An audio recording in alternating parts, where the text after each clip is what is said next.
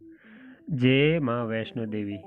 दोस्तों, आज इस वीडियो में जानेंगे वैष्णो देवी मंदिर में आपको कैसे जाना है, होटल के रेट क्या होंगे, डॉर्मेट्री के रेट क्या होंगे, फ्री में आप कहाँ रुक सकते हैं और यात्रा पर्ची आपको कहाँ पर मिलेगी और आपको यहाँ पर खाने की क्या क्या सुविधा मिलेगी और खाने के रेट क्या होंगे और साथ में घोड़ा पिट्ठू पालकी इनके रेट क्या होगी और यात्रा करते समय आपको क्या क्या परेशानी आ सकती है और यात्रा करने में आपको कितना खर्चा होगा और हेलीकॉप्टर की रेट क्या होगी, कटरा आने का सबसे सस्ता तरीका कौन सा है, ये सारी जानकारी दोस्तों आज मैं इस वीडियो में आपको देने वाला हूँ।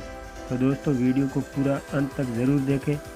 चलते हैं और शुरू करते हैं आज के इस वीडियो को और जानते हैं माँ वैष्णो देवी मंदिर का पूरा इतिहास। माता वैष्णो देवी की यात्रा वैसे तो पूरे साल खुली रहती है, लेकिन गर्मियों में मई से जून और नवरात्रि के दौरान यहाँ सबसे ज़्यादा भगत दर्शन के लिए पहुँचते हैं। माता वैष्णो देवी का मंदिर है देश के सबसे पवित्र धार्मिक स्थलों में से एक है। यह जम्मू में कटरा से करीब 14 किलोमीटर की दूरी पर त्रिकुटा नामक पर्वत पर स्थित है। हिंदू मान्यताओं के अनुसार इस मंदिर को माता रानी और वैष्णवी के नाम से जाना जाता है। एक पौराणिक कथा के अनुसार माता वैष्णो देवी का जन्म दक्षिणी भारत के रत्नाकर के घर हुआ था और माता के जन्म से पहले उनके माता पिता निसंतान रहे।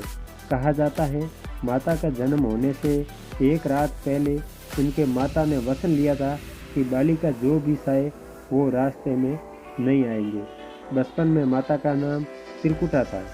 बाद में उनका जन्म भगवान विष्णु के वंश में हुआ, जिसके कारण उसका नाम वैष्णवी कहलाया। मान्यता ये भी है माता वैष्णो देवी ने त्रेता युग में माता पार्वती, सरस्वती, लक्ष्मी के रूप में मानव जाति के कल्याण के लिए एक सुंदर राजकुमारी का अवतार लिया था। उन्होंने त्रिकुटा पर्वत पर तपस्या की थी। बाद में उनका शरीर 3 दिव्य ऊर्जाओं में माँ काली, माँ लक्ष्मी और माँ सरस्वती की सूक्ष्म रूप में विलीन हो गया। माता वैष्णो देवी मंदिर से जुड़ी एक कहानी ये भी है कि माँ वैष्णो देवी मंदिर के करीब 700 साल पहले मंदिर का निर्माण पंडित श्रीधर ने किया था। श्रीधर एक ब्राह्मण पुजारी थे। श्रीधर व उनकी पत्नी माता रानी के परम भगत थे। एक बार श्रीधर को सपने में दिव्य के जरिए भंडारा करने का आदेश मिला था, लेकिन श्रीधर की आर्थिक स्थिति अच्छी नहीं थी, जिसके कारण वह आयोजन करने की चिंता करने लगे। चिंता पूरी रात जगे, फिर उन्होंने सब किस्मत पर छोड़ दिया। सुबह होने पर लोग वहां प्रसाद ग्रहण करने के लिए आने लगे, जिसके बाद उन्होंने देखा कि वैष्णो देवी के रूप में एक छोटी कन्या उनकी कुटिया में पधारी और उनके साथ भंडारा तैयार किया। गांव वालों ने इस प्रसाद को ग्रहण किया। इस प्रसाद को ग्रहण करने के बाद लोगों को संतुष्टि मिली, लेकिन वह मौजूद भैरवनाथ को नहीं अपने जानवरों के लिए और खाने की मांग की। लेकिन वह वैष्णो देवी ने के रूप में एक छोटी कन्या ने श्रीधर की और ऐसा करने से इनकार किया, जिसके बाद भैरवनाथ ने यह अपमान नहीं सहन किया। उसने दिव्य लड़की को पकड़ने की कोशिश की, लेकिन वह ऐसा करने में विफल रहा।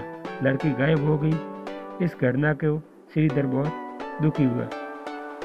श्रीधर ने अपनी माता रानी के दर्शन करने की लालसा जताई, जिसके बाद वे एक रात माता वैष्णो देवी के श्रीधर को सपनों में दर्शन दिए। उन्होंने त्रिकुटा पर्वत पर एक गुफा का रास्ता दिखाया, जिसमें उनका प्राचीन मंदिर है। बाद में ये मंदिर दुनिया भर में माता वैष्णो देवी के नाम से जाना जाने लगा।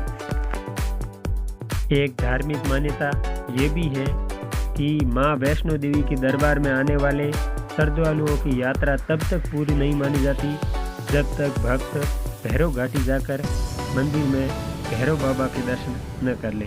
तो वीडियो के अंत में दोस्तों मैं भैरव घाटी मंदिर के भी आपको दर्शन कराने वाला हूँ। तो दोस्तों अब चलते हैं और वीडियो को करते हैं शुरू। वीडियो को आप अंत तक पूरा ज़रूर देखें। तो चलते हैं और माता वैष्णो देवी की यात्रा कंटिन्यू शुरू करते हैं। जम्मू से आप कटरा आने के लिए कटरा ट्रेन के माध्यम से आ सकते हैं और बस के माध्यम से आ गए थे। यहाँ पर एक पंजीकरण कक्ष बना हुआ है जिसमें आपको यात्रा पर्ची दी जाएगी। यात्रा पर्ची आप ऑनलाइन भी बुक कर सकते हैं और यहाँ पर इस ऑफिस में जाने के बाद आपको लाइन में लगना होगा और यहाँ पर जो पर्ची दी जाएगी वो पर्ची आगे आपको यात्रा के दौरान काम आएगी। तो अब हम अपनी यात्रा पर्ची के लिए लाइन में लगेंगे और आगे की यात्रा के लिए यहाँ से अपनी टिकट लेंगे।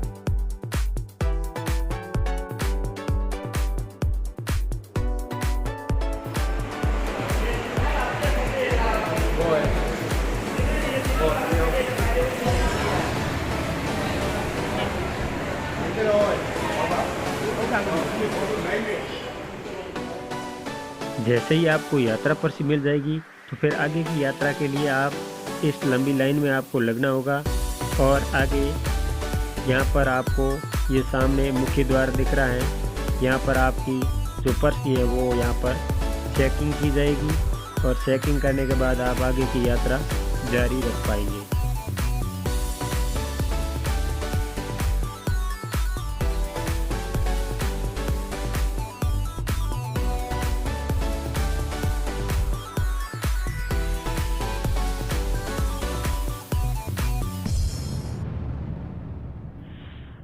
यात्रा पर्ची चेक कराने के लिए बाद में हम आगे की ओर निकल गए हैं और यहाँ पर आ गए हैं। ये बाण गंगा नामक स्थान है, यहाँ पर हम पहुँच चुके हैं।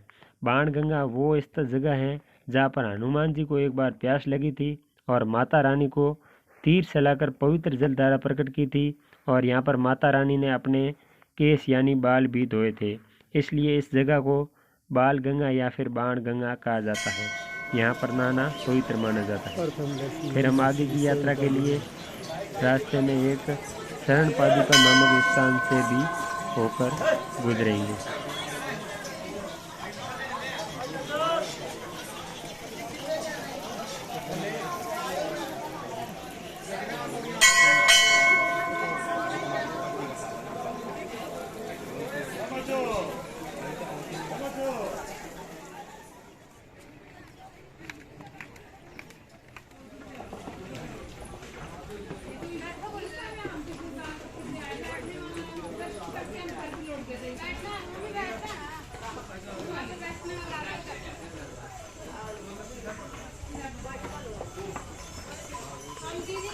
अगर आप घोड़े से यात्रा करना चाहते हैं तो आपको बाणगंगा से अर्धकुमारी तक के घोड़े का 750 रुपये चार्ज करना होगा और माता रानी के भवन तक का 1250 रुपया चार्ज किया जाएगा।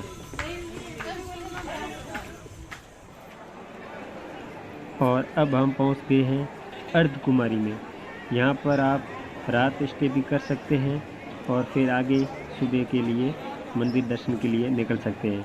यहाँ पर आपको रुकने के लिए और खाने के लिए पूरी व्यवस्था अवेलेबल है। यहाँ पर रुकने के लिए आपको भवन के अंदर 120 रुपये में आप यहाँ पर स्टे कर सकते हैं और खाने के लिए आपको पर हेड 100 रुपये देने होंगे।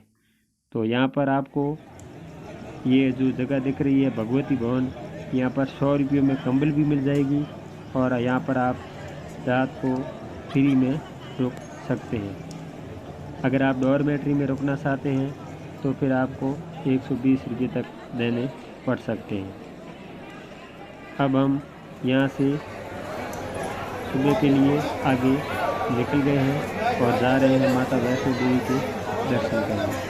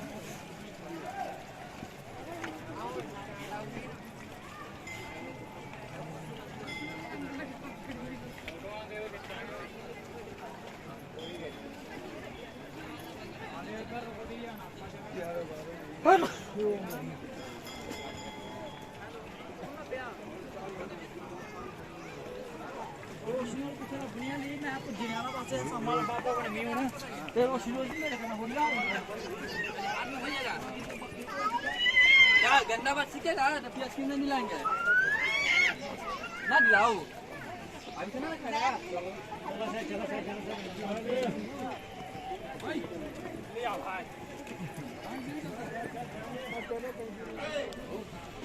यात्रा करते समय रास्ते में हमारा सामना छोटे बंदर के बच्चों से हुआ। हमने उसको कुछ नाश्ता खिलाया और फिर आगे माता रानी के दर्शन करने के लिए निकल गए।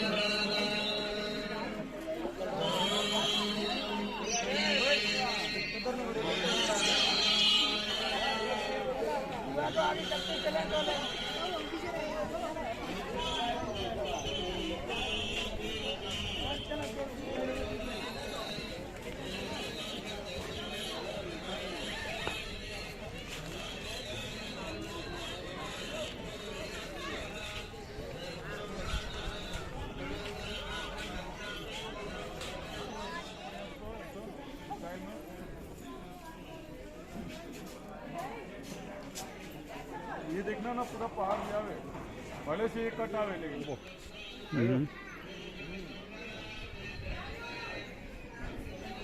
अरे सो आवे वो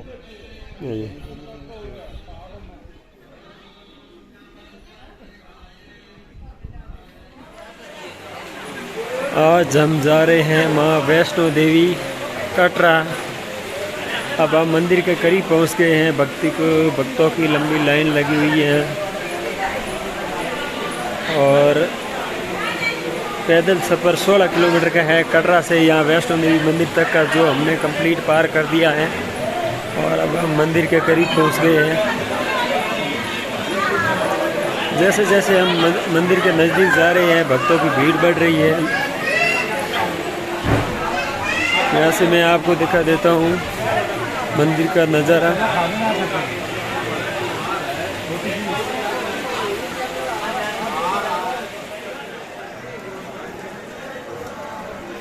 और अब हम मंदिर परिसर में पहुँच गए हैं। भक्तों की लंबी कतार लगी हुई है। यहाँ पर आपका कीमती सामान रखने के लिए आपको लॉकर की फैसिलिटी भी मिल जाएगी, वो भी बिल्कुल वाजिब और कम दाम में। तो यहाँ पर आपके पास में जो भी कीमती सामान है वो यहाँ पर लॉकर में रखें और माता वैष्णो देवी के दर्शन करने के लिए लाइन में लग जाए।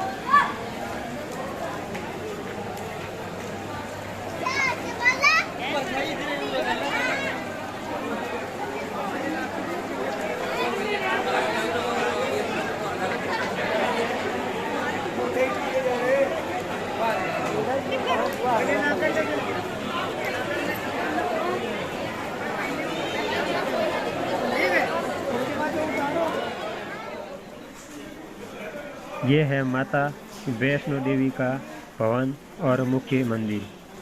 ये दृश्य बहुत खूबसूरत और मन भावन लग रहा है। तो एक बार जयकारा लगाइए माँ वैष्णो देवी का और फिर दर्शन कीजिए माता वैष्णो देवी के मंदिर का।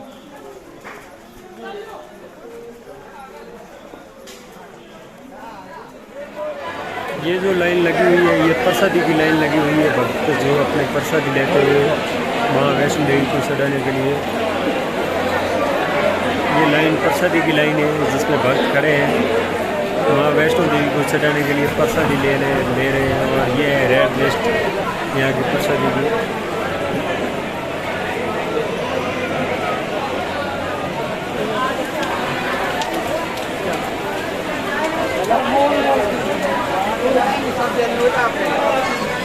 भक्तों की लंबी कतार लगी हुई है प्रसादी के लिए। कुछ भक्त हैं जो वापस जा रहे हैं दर्शन करके।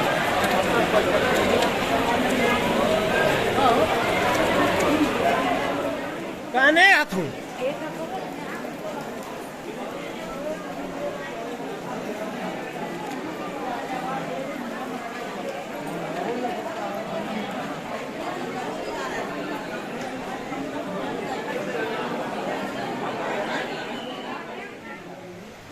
माता वैष्णो देवी के दर्शन करने के बाद आप इस रोपवे में बैठकर भी भैरव घाटी दर्शन करने के लिए जा सकते हैं, वो भी बिल्कुल कम दाम में और कुछ ही मिनट में।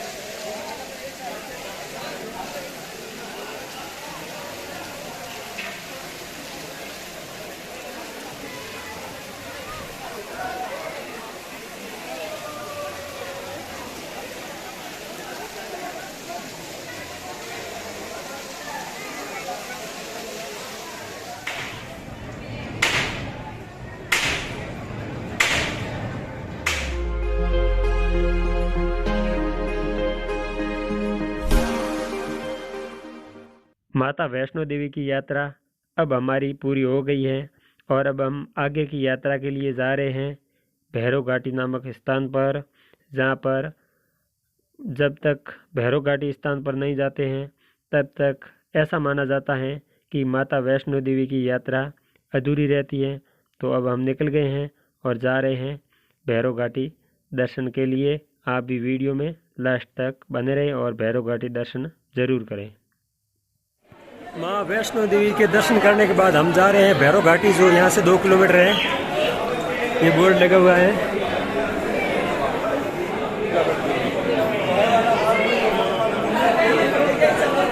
ये इतनी सारी भक्तों की भीड़ लगी हुई है।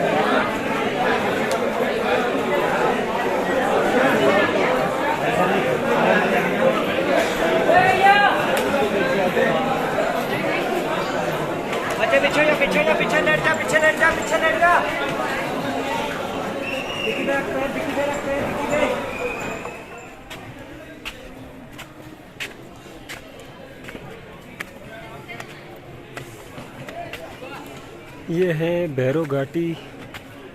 माँ वैष्णो देवी दर्शन करने के बाद हम चढ़ाई कर रहे हैं।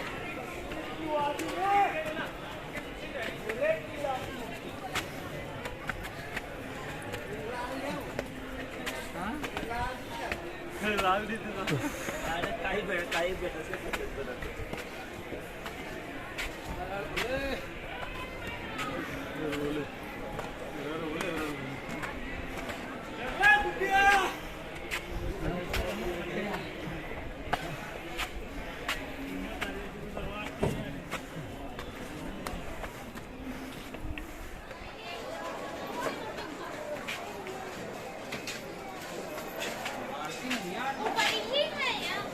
Ủa, phải lên là. Phải lên đây.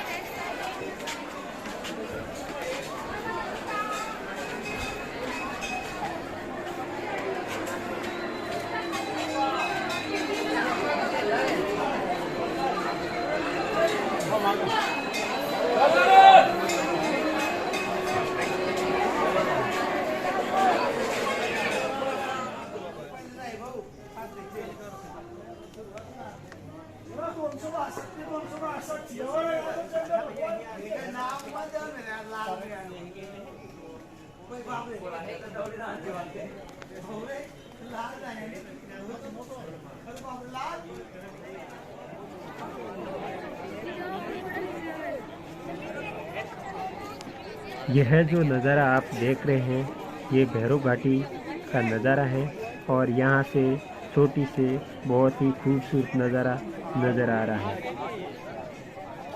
यहाँ पर एक सेल्फी पॉइंट बना हुआ है, ये है जहाँ भैरव पर घाटी।